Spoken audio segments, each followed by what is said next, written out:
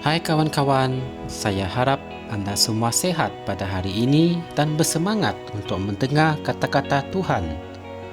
Marilah kita mendengar firman untuk hari ini, 15 Disember daripada Pastor Chris Oyakilome yang bertajuk Berpeganglah pada impiannya untuk kamu. Berpeganglah pada impiannya untuk kamu. Puji Tuhan. Ayat pembukaan kita diambil dari kitab Amsal 3 ayat 5 hingga 6 yang berkata, Bersandarlah, percayalah dan yakinlah kepada Tuhan dengan segenap hati dan fikiranmu dan jangan bergantung pada pandangan atau pengertianmu sendiri. Dalam segala jalanmu, ketahuilah, kenalilah dan akuilah Dia, dan Dia akan membimbing dan meluruskan dan meratakan jalanmu. Amin. Pernahkah kamu bertanyakan dirimu sendiri, adakah hidupku selaras dengan kehendak Tuhan untuk diriku? Ianya penting untuk kamu memastikan hidupmu selaras dengan kehendak Tuhan. Yesus berkata, sesiapa mahu melakukan kehendak-Nya, dia akan mengetahui tentang ajaran itu. Dalam Yohanes 7 ayat 17. Oleh itu, jika kamu mahu melakukan kehendak-Nya, Dia akan mengajar kamu. Amin. Tetapi, kadang-kadang ada orang yang takut untuk membiarkan Tuhan berkuasa dalam kehidupan mereka. Mereka berfikir bahawa Dia akan mengubah impian yang mereka telah idamkan sepanjang hidup mereka. Mereka merasa Dia akan memimpin mereka untuk menjadi sesuatu yang mereka tidak inginkan. Hal ini kerana mereka tidak mengenal Dia. Sekiranya kamu tidak mengenal Dia, kamu tidak dapat mempercayainya. Namun, jika kamu mengenali Dia, kamu pasti akan belajar untuk mempercayainya. Apa yang Dia mahukan hanyalah yang terbaik untuk kamu. Dia mempunyai cita-cita yang lebih tinggi daripada kamu untuk kejayaanmu. Pada hari saya mengetahui kebenaran ini, saya berkata, Ya Tuhan Yesus, sekarang aku mempercayai Engkau dengan segenap hidupku. Saya mahu menjadi seorang yang berjaya untuk Dia, tetapi impiannya lebih tinggi daripada impianku untuk kejayaanku. Saya mendapati bahawa Dia mengasihi aku lebih daripada saya mengasihi diriku sendiri, lebih bijak daripada akalku, dan saya menjadi berani dan fokus. Puji Tuhan. Ingatlah, Dia telah menciptakan seluruh dunia ini termasuk diri kamu. Dia tahu segala perkara yang ada di dalam dirimu. Dia bukan sahaja mengetahui segala sesuatu mengenai kamu, Dia juga mengetahui segala-galanya tentang kehidupan. Apa yang Dia mahukan hanyalah untuk kamu berkata, Ya Tuhan, aku bersedia. Dia berpengalaman dalam berurusan dengan semua jenis orang, dan Dia tahu apa yang harus dilakukan dengan orang seperti kamu. Percayailah Dia dengan segenap hidupmu.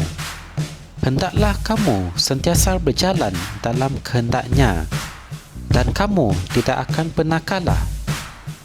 Dalam 1 Petrus 2 ayat 6 mengatakan, orang yang percaya kepadanya tidak akan dipermalukan. Hal ini bermakna kamu tidak akan sesekali dipermalukan atau merasa malu kerana mempercayainya. Oleh itu, yakinlah kepada Tuhan dengan segenap hati dan fikiranmu, dan berpeganglah pada impiannya untuk kamu. Haleluya. Marilah kita mengucapkan doa ini bersama-sama. Ya Bapa yang syurgawi, betapa menggembirakan, menyakinkan dan diberkati untuk mengetahui bahawa aku boleh mempercayai Engkau dengan segenap hidupku. Satu-satunya Tuhan yang setia dan benar. Masa depanku adalah milik-Mu. Oleh itu, aku membiarkan diriku dibimbing oleh Engkau di bawah kekuasaan kasih dengan mempercayai Engkau selama-lamanya untuk dipimpin oleh firman-Mu dan Roh-Mu. Ketika aku memenuhi takdirku di dalam Engkau, dalam nama Yesus. Amin. Untuk renungan tambahan, anda boleh merujuk dalam kitab Kisah Para Rasul 26 ayat 16 hingga 18, Mazmur 18 ayat 30, Amsal 16 ayat 3. Secara kesimpulannya, sebagai anak Allah, kita hendaklah berpegang pada kata-kata Tuhan, kerana kata-katanya akan membangkitkan semangat dan roh kita untuk menjalani kehidupan kita yang aman dan makmur. Kepercayaan kita terhadap Tuhan hendaklah sentiasa ada dalam diri kita. Haleluya! Untuk mengetahui lebih lanjut mengenai firman ini, anda boleh tekan like dan subscribe Rapsodi Reality Malaysia. Semoga kita berjumpa lagi dalam segmen yang seterusnya. Dan Tuhan memberkati anda semua. Amin. Kami percaya saudara-saudari semua telah diberkati dengan perkongsian firman dari Rapsodi Reality.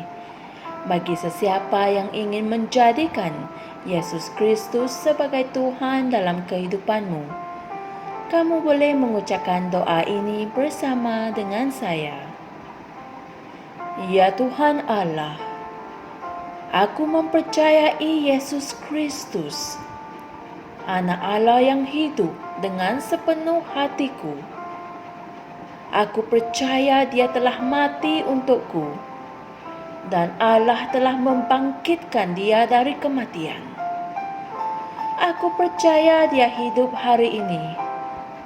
Aku mengaku dengan mulutku bahawa Yesus Kristus adalah Tuhan dalam hidupku mulai dari hari ini.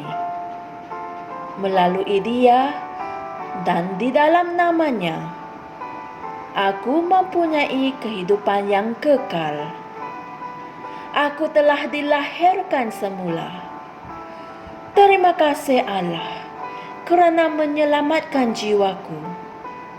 Aku sekarang adalah anak Allah. Haleluya.